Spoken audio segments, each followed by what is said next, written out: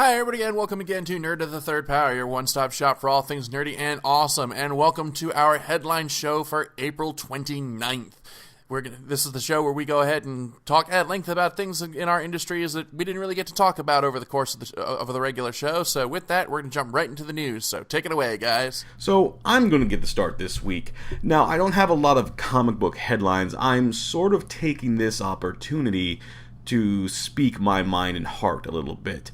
Everyone knows on the show, and hopefully the fans, if they don't know, I've been a big pro wrestling fan for about my entire life, for as long as I can possibly remember. Last week, we lost a great athlete and a great entertainer in China. She was found dead in her room by her managers. We're still not sure what has caused the death. I will tell you, it was probably nothing good. It probably was not a natural death. Unfortunately, the last several years have been quite hard on her. She was blacklisted by the WWE, especially Triple H and Stephanie McMahon, and almost her legacy of what she did was removed. So to hear the death of her is tragic.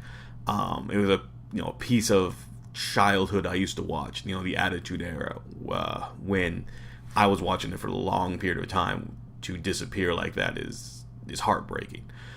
She did a lot. Let's be honest here. She was a pioneer of women's wrestling. Absolutely a pioneer of women's wrestling. She broke down doors, glass ceilings, every cliche you can think about. When she first started, she just came in under the D-Generation X stable, and she was sort of the quiet antagonist or protagonist, depending on the time of day. She wouldn't say anything. She would just help in matches, and that was about it. Later on, she started talking and started being really entertaining and actually getting involved in matches more and more and more. It's sort of amazing like that. And let's just think about some of the things she did as a wrestler. She was one of the first, I think, women wrestlers. She was the first women wrestler to be in the Royal Rumble.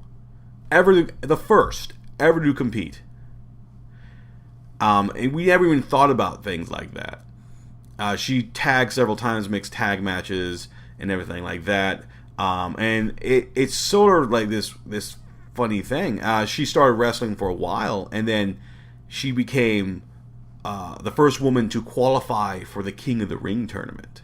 Now, the King of the Ring tournament being a tournament of wrestlers, and the King of the Ring being a sort of pseudo title. But there have been several really good wrestlers that came out of it: Stone Cold Steve Austin, Bret Hart, Owen Hart, all these other guys. That's insane. She's competing on the same level that men are competing at, and that's amazing. She also tried to go for the number one contendership of the WWF Championship, but didn't get through it. But then became the first ever, and only to my knowledge since then, Intercontinental Champion by defeating Jeff Jarrett. The Intercontinental title has always been a men's title, but here we have this woman just taking it and sweeping it and taking it up. That is a huge deal. She unfortunately lost it a little bit later on to Chris Jericho, but you can't take away from that. They started really taking notice. Actually, a lot of the things that she was doing, the WWE was starting to take real notice with. They started to bring in other women and started to start a women's division. And this is when, for the most part, a lot of things that they were doing for the women was just considered to be ugly. When you look back onto it, they weren't doing a lot. They were doing a lot of strippings and things like that. But with her wrestling, it started to get a notice. Other wrestlers started to work as well. They brought in Ivory, Trish Stratus, all these other great women wrestlers started to bringing them on, and they started to work them out. It was her first pioneering that we had our first real women's division in the WWE, at the time WWF, that lasted for a great while before being ruined by the Diva division coming in. And unfortunately, that took over for a while, and then they're trying to change that back again. But it was China, all on China's shoulders, that they were able to even move forward with this, and it was accepted. We accepted China as a superstar. We didn't think anything of that. She was the women's division for a long period of time. She teamed up with a great angle of Eddie Guerrero that's still thought about today. A lot of people remember how at first that seemed awkward, but then it just showed off both his charismatic skills and her charismatic skills. Afterwards, unfortunately, this is when things got really bad. She left the company, but one of those things, not really left the company kind of things. They said it was left under personal reasons, but it's found out that it was Stephanie McMahon and Triple H blackballing her from the company, and that's nuts, and that's not how you want to leave such a legacy like that. She did wrestle a bit in New Japan, so let's think about this. I believe she actually even main evented the Tokyo Dome. Like, I think the first woman to main event the Tokyo Dome for New Japan ever. Again, just amazing. She did have a career in pornography after the WWE, and tell you what though, she won awards for it, and she was happy with it. There's nothing more I can say about that. She tried to go a little bit in the TV, in movies. Unfortunately, that did not work. But, things like that. I'm sad that she is gone. I'm absolutely devastated that she's dead. And I'm sad she's never going to see the legacy that's now going to be presented before her. It's always tragic when we only recognize an artist for their great contributions after they're gone. We honestly WWE probably should have added her to the Hall of Fame sooner.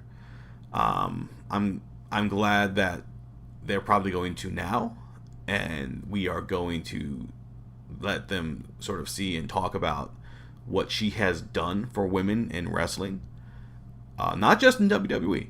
I mean, women in wrestling, period. From the independents all the way up to the major promotions. You're not going to find another China. That is saying a lot.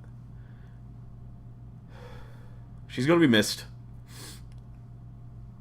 And I hope her family and everything like that get a little bit of solace that she was loved. From not only from them, but from wrestling fans themselves.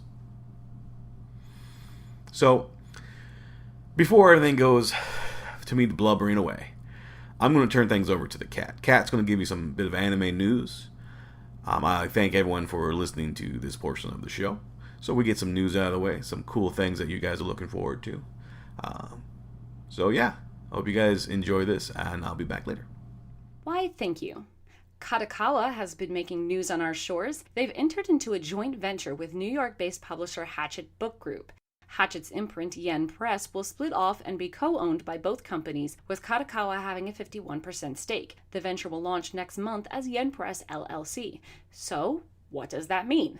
Well, Yen Press is currently the second largest publisher of manga and light novels in North America. This alliance should allow them to seamlessly acquire the rights for Kadokawa's titles and maybe potentially cut down on the amount of time it takes for the titles to come over here. They've emphasized their interest in further establishing light novels as a new content genre with Hachette's current model and new Kawakata leadership.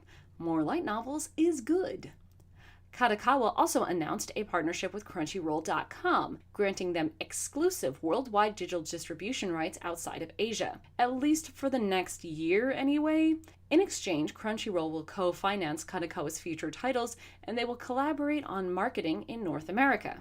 Now, this isn't like Kadokawa buying half of Yen Press. This collaboration feels like a test run. They partner together for a year, see how it goes, and if it's successful, then maybe they can explore more options. Like with Yen Press, exclusive access to Kadokawa's titles should streamline the licensing and release processes. Fingers crossed. Moving on, it's been announced in Nakayoshi Magazine that the new Cardcaptor Sakura project that was announced a while back, which was confirmed to be a manga a few weeks ago, is officially set after the events of Cardcaptor Sakura, the original manga. It's set during Sakura's first year of junior high school. Little is known about the story at this time. Nothing about the release is known yet, only that it's a manga and not likely a full-length series. So obviously no word yet on when it'll launch and if we'll get it outside of Japan, but we probably will. I hope we will. Fingers crossed again. The Hollywood Reporter has released the shortlist of leading ladies vying for the titular character for the American live-action adaptation of Battle Angel Alita. It was announced a few months back that Robert Rodriguez was in talks to take over as director from James Cameron, which turns out to be true, and Cameron will stay on as a producer while somehow also working on 4 new Avatar films. The shortlist to play Alita includes Independence Day Resurgence's Micah Monroe, Maze Runner Scorch Trials' Rosa Salazar, and KC Undercover's Zendaya. Zendaya? I'm sorry, I don't know how to say your name. Now, I don't really have an opinion on the actresses. I'm just surprised they're already starting to cast when the film hasn't even been greenlit. 20th Century Fox is reportedly still negotiating down the budget of the film. And finally, I would be remiss in my duties as the anime expert not to comment in some way about the drama unfolding around the live-action Ghost in the Shell film. And by that I mean, of course, the casting of Scarlett Johansson as the Major. When it was first announced that Margot Robbie was in talks for the role back in 2014, I really didn't hear anything. When Scarlett Johansson was cast, I think earlier this year, the news really didn't catch anyone's attention. It wasn't until very recently, when they released the first picture of her in costume, that the outrage really fully took hold. Now, there are a lot of articles out there. There's people arguing both sides of the story. It's really hard to sift through everything and find the truth over opinion. So here's what I have found in my research. So far, I haven't found anything that officially confirms that the role of the Major is going to be called Motoko Kusanagi. I've seen people talk about it, but I haven't seen the studio issue the character name beyond the Major. It shows up as Kusanagi on IMDb, but this is the same stupidly counterintuitive site that thinks I'm in films that I'm obviously not in and refuses to let me correct it. So until the studio says otherwise, I don't know that she's actually playing Kusanagi. If the studio has any brains at all, they'll, and I hate to say this, but they'll anglicize the character, at least in name, to sort of calm that storm somewhat. Nobody is actually going to buy Scarlett Johansson as Motoko Kusanagi, but some Western-sounding name would probably be alright. Honestly, they could just call her the Major for the entire film, and I'd be okay with that. It's short, it gets her character as a badass across, little to no controversy. Now, judging by the photo they released, they want to retain some of the Major's appearance, though her design kind of changes from manga to movie to anime to anime to anime to however many of them there are at this point. But some of her core features do stay the same, and I think they sort of nailed her cute little swing bob really nicely, so there's that. Of course, what the internet won't shut up about her appearance is that Paramount supposedly hired an effects studio to make Scarlett Johansson look more Asian. Paramount responded to the rumor with the following statement. A test was done related to a specific scene for a background actor which was ultimately discarded. Absolutely no visual effects tests were conducted on Scarlett's character, and we have no future plans to do so. The unnamed sources say, yes, they did.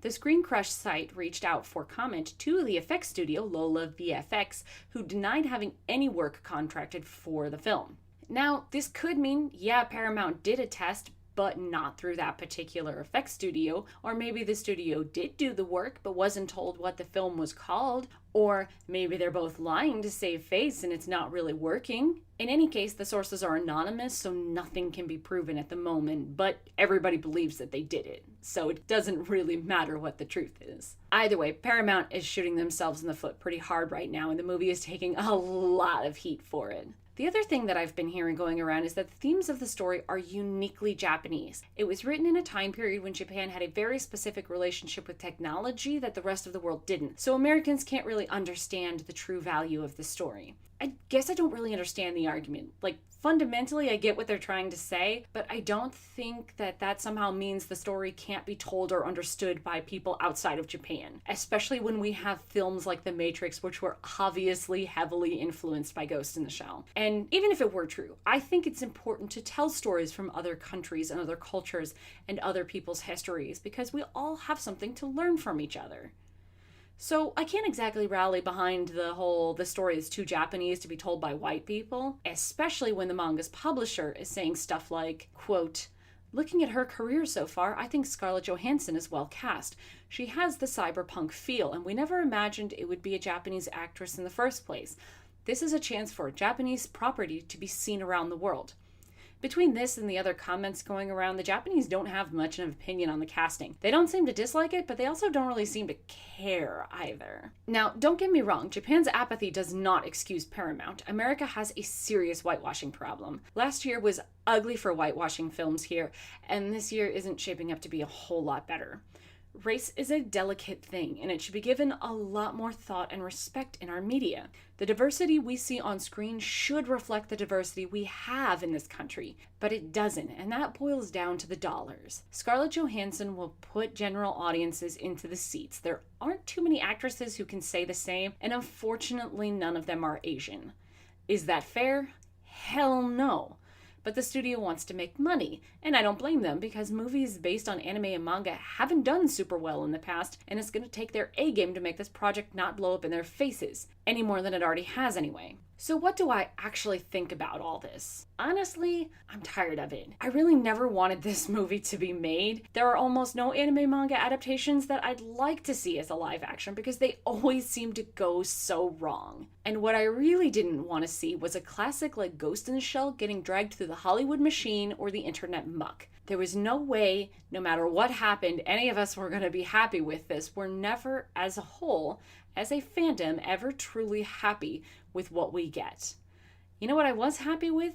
Homages, like Trinity in The Matrix. That's fine. But I guess since the movie is actually happening and I don't have the luxury of pretending it'll go away like the supposed Cowboy Bebop film that'll never come out, I'll say for now that I'm not terribly optimistic, but I'd also like more information. I'll reserve full judgment until I see it when it comes out next year, but I will give it this much.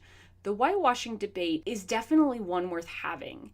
Even if Paramount anglicizes a film, changes all the character names, sets it in New York or something like that, it will still have brought people's attention to the very real problems faced by Asian actors and actresses in Hollywood. It's good that we recognize the issue. It's good that we're talking about it. In fact, it might be the only good that comes out of this film. Anyway, I have talked for quite long enough. Please don't hate me. That's all I've got going on in the anime and manga world. I will kick it over to Dr. Gonzo. Okay, and here's all the news that's fit to hear in the gaming world this week. Our top story, the Fallout 4 mod community can now rejoice, for the Fallout 4 creation kit is now available for people to use to change, warp, twist, and otherwise paint their own mark on the rich canvas of Fallout 4. Bethesda also announced that they plan to open modding capabilities for Xbox One in May and PlayStation 4 in June. So, if you're a console player who ever wanted to play a naked Amazon with Fatty Arbuckle's face tattooed on her back, wearing a Darth Vader helmet and walloping super mutants with a giant purple dildo that sings Thriller with every swing, you are A, going to get your chance, and B, just a little fucked in the head. And PAX East was last weekend, and among the many announcements made was a piece dropped by Gearbox CEO Randy Pitchford, who confirmed that Borderlands 3 is in development. Battleborn's art director Scott Kester is on board to fill the same role, and Mike Newman has been tapped to do writing duties. Borderlands 2 was released in 2012 and is the top-selling game in the franchise so far, with the subsequently released Borderlands the Pre-Sequel, developed by 2K Australia, receiving mixed review scores. And Scott Cawthon, creator of the Five Nights at Freddy's series, just can't seem to let a good thing go. A teaser image has appeared on Scott's website showing what appears to be an animatronic clown along with the words "sister location, there was never just one." Scott has confirmed this next game is set in the Five Nights at Freddy's world, and when pressed about his statement that FNAF World was going to be the last in the series, he replied, "Well, nobody said I couldn't change my mind." And finally, many remember the great PlayStation Network hack of 2011 when 70 million accounts were compromised in the long dark age of 23 days that PlayStation users were unable to get their Breaking Bad Netflix fix. Say that 3 times fast. Well, Sony, it seems, has learned at least one lesson from the debacle. The company announced this week that they will be introducing a tool to make user accounts more secure in the form of two-factor authentication. This means that in addition to a username and password, you will be required to enter a second form of verification to access an account. Steam users who use Steam Guard are already familiar with this concept, as the service texts a verification code to your phone that must be entered within 30 seconds to access your account. Could Sony be implementing a similar system? Only time will tell. And that's all the headlines that we have for this week. Thank you as always for tuning in. We will see you next week when we go back to our regularly scheduled madness. Thank you as always for tuning in. I'm Dr. Gonzo. Taka, play us out.